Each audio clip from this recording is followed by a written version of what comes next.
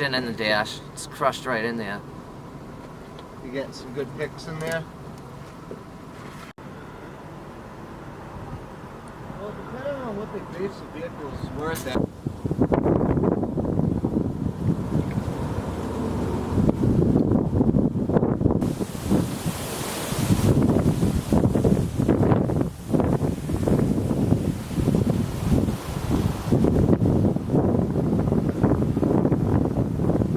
Spell it. Seth Miranda, Miranda.